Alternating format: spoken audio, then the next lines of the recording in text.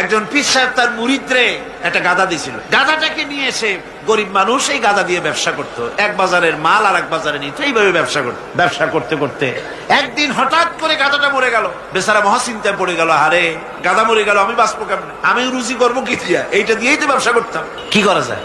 শেষ পর্যন্ত রাস্তার ধারে মাটি খুঁজিয়া গাধাটারে কবর দিয়া সেই কবরের পাশে বসে কাঁদতেছে। দুপুর থেকে কাঁদতে কাঁদতে সন্ধ্যা হয়ে গেছে।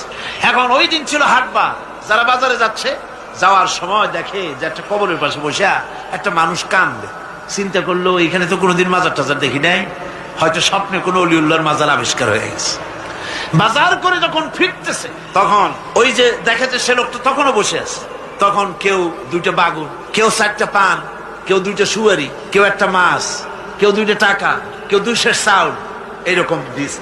সন্ধ্যার পরে লোকটা যখন চোখ খুলেছে, কত আর কান্দা যায়। এখন বাড়ি যাই, চোখ খুলে দেখে মাশাআল্লাহ কবরের চতুর্দিকে বেগুন, তরি তরকারি, মাছ, পান, সুপারি, চাউল, টাকা পয়সা। কয়েছে সুবহানাল্লাহ, হাতি বাঁচলেও লাখ টাকা, মরলেও লাখ টাকা শুনছিলাম, সে কথা যে গাধার ব্যাপারে খাটে তা তো জানতাম না।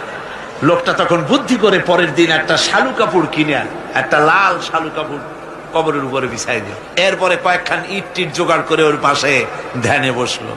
আসতে লাগলো টাকা, পড়তে লাগলো টাকা, বাস টাকা পয়সা আসতে থাকলো। এরপরে মহাপবিত্র ওরস শরীফের ডাক দিয়ে দিল। লোকেরা চিন্তা করলো, জিজ্ঞেস করলো, হুজুর এটা কি, কোন হুজুরের মাজার, তা তো জানলাম না। কাজে পাথরে খোদাই করতে দিছি না, রাত্রি লেগে যাবে। পরের দিন লোকেরা এসে দেখে মাজারের সামনে বিরাট সাইনবোর্ড লেগে গেছে, হযরত গেদা শাহ রহমাতুল্লাহ আলাইহির মাজার।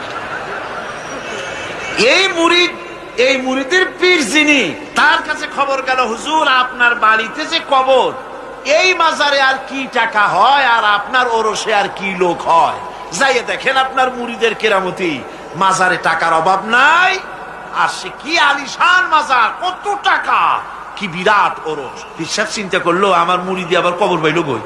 মুরিদের বাড়িতে ডাকাইছে, ডাকায় বললো, বেটা সত্যি করে বল আসল ব্যাপারটা কি। কয়, হুজুর আপনি গরিবের মা বাপ, আপনার কাছে মুরিদ হয়েছি, সত্য কথা আপনার না কই যাবো কই।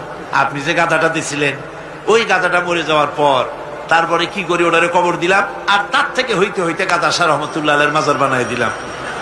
পীরে কয়, ও আমি আরো না মনে করছিলাম, না জানি তুমি সত্যি কোনো পীরের মাজার পাইছো নাকি। অসুবিধা হয় নাই, তোমার যে গাধাটা দিছিলাম, আমার বাড়িতে কবর, ওই গাধার মায়ের কবর আমার বাড়িতে। ভাইরা আমার, এভাবে করে মাজারকে কেন্দ্র করে সারা বাংলাদেশে কোটি কোটি টাকার ধর্মের নামের ব্যবসা হচ্ছে।